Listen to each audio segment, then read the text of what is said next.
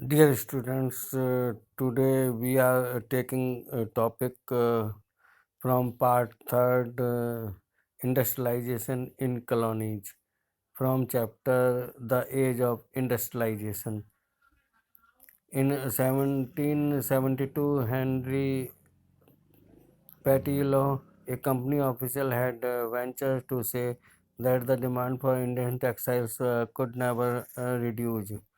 In 1772 में Henry पाटू पाटुलियो एक company officials उसने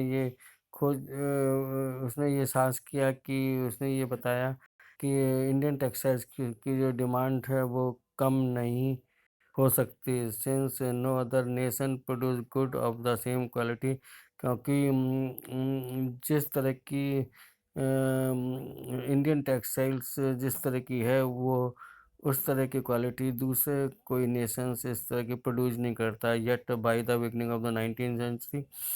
तो अभी 19th सेंचुरी की शुरुआत में we see the beginning of a long decline of the textiles export from India. तो अभी हमने जो है 19th सेंचुरी की शुरुआत में हमने इन टेक्सटाइल्स इंडियन टेक्सटाइल एक्सपोर्ट्स को भारत से जो टेक्सटाइल एक्सपोर्ट्स होता था उसमें एक लंबा डिक्लाइन देखा। इन 1811 से 12 price goods accounted for 33% of Indian exports. By 1851 it was no more than 3%।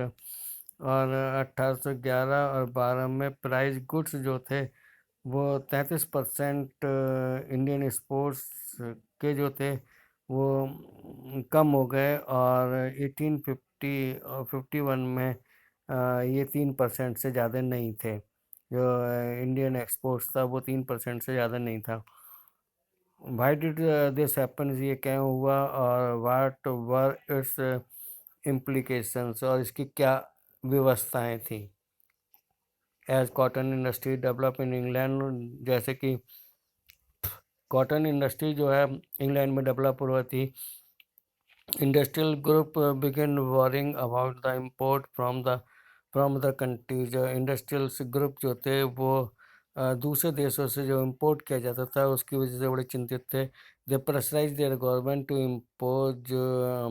Import duties on cotton textiles, और उन्होंने अपनी गवर्नमेंट को ये प्रेशराइज किया। They mount the pressure on their government to impose duties, और वो इम्पोर्ट ड्यूटीज लगाए cotton textiles पर so that Manchester goods could sell in Britain, जिससे कि जो है मैनचेस्टर गुड जो है वो ब्रिटेन में सेल हो सकें without facing any competition from outside, बिना किसी कंपटीशन के, बिना किसी प्रतियोगिता के जो बाहर से वो फेस करते थे। At the same time industrialist persuade the east India company, और उसी समय ईस्ट इंडस्ट्रियलिस्ट जो थे उन्होंने ईस्ट इंडिया कंपनी को बताया कि they wanted to sell British manufacturers in Indians market as well, और उन्होंने ईस्ट इंडिया कंपनी को ये भी बताया कि वो जो ब्रिटिश क्लॉथ है they wanted to exports to India Indian markets. Export of British cotton goods increased dramatically in the early 19th century, और ब्रिटिश का एक्सपोर्ट जो कॉटन गुड्स में था वो 19th सेंचुरी के शुरुआत में ड्रामेटिकली नाट के रूप से काफ़ी बढ़ गया। At the end of the 18th century के आखिर में there had been virtually no import of cotton price goods into India, और जो है 18th सेंचुरी के आखिर तक आभासी तौर पे कोई भी इम्पोर्ट जो था कॉटन्स का वो भारत में नहीं होता था। बट बाय 1850 और 1850 तक कॉटन प्राइस गुड्स जो है वो constituted over 31% of the value of Indian import, और 1850 तक कॉटन प्राइस गुड जो था वो इंडियन एक्सपोर्ट्स की वैल्यू का 30% से ऊपर हो गया। एंड बाई द 1870 तक ये फिगर जो है 50% हो गई। Cotton weavers in India, cotton weavers जो होते हैं भारत में, वो दो तरह की प्रॉब्लम को फेस करने लगे एट द सेम टाइम उसी समय पर। दे एक्सपोर्ट मार्केट कलेप्स, उनका एक्सपोर्ट मार्केट जो कपड़ा था वो बाहर जो भेजा जाता था वो कलेप्स हो गया। And the local market shrank, और जो लोकल मार्केट था वो श्रैंक हो गया। दे बीइंग ग्लटर्स विद मैनचेस्टर्स इम्पोर्ट, और ये जो है मैनचेस्टर्स इम्पोर्ट की वजह से हुआ। Produce by machines at lower cost, क्योंकि जो कपड़ा मशीन से प्रोड्यूस किया जाता था वो सस्ता होता था। The imported cotton goods were so cheap, जो बाहर से कपड़ा इंपोर्ट किया जाता था वो काफ़ी सस्ता होता था। That weaver could not easily compete with them, weaver जो है उसके साथ आसानी से प्रतियोगिता नहीं कर पा रहे थे। बाई द 1850 तक reports from the most weaving regions of India net stories, और 1850 तक जो विभिन्न रीजन्स ऑफ इंडिया से इस तरह की रिपोर्ट्स नरेट होने लगी कि जो है कपड़ा जो है वो डिक्लाइन हो रहा है और डिसोलेशन हो रहा है। बाय द 1860 तक weavers faced a new problem, weavers ने एक नई तरह की प्रॉब्लम को फेस किया। They could not get sufficient supply of raw cottons of good quality, और उनको जो है जो वीवर्स भारत में थे उनको अच्छी क्वालिटी के रॉ कॉटन्स की पर्याप्त सप्लाई नहीं मिल पा रही थी। When the American civil war broke out, जब अमेरिका में सिविल वार जो है वो ब्रोक आउट हुई, फैली।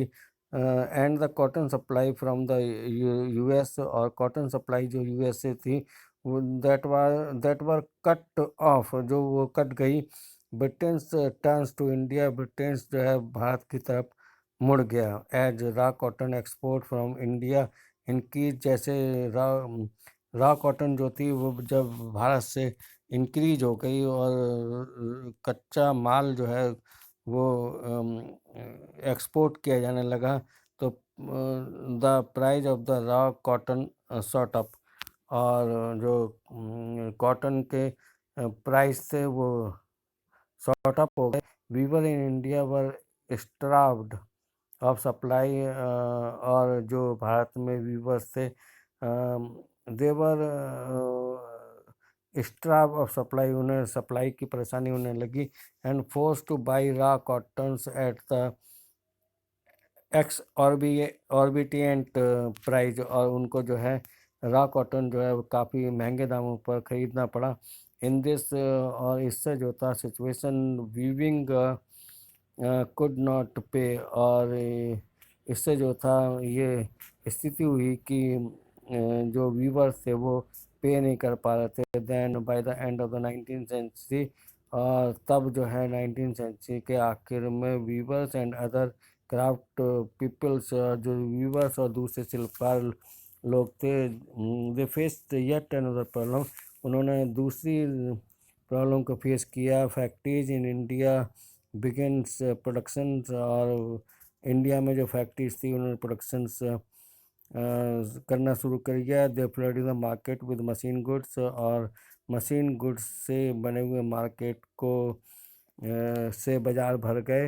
How could weaving industries possibly survive, तब जो है वीविंग इंडस्ट्री किस तरह से सर्वाइव कर सकी।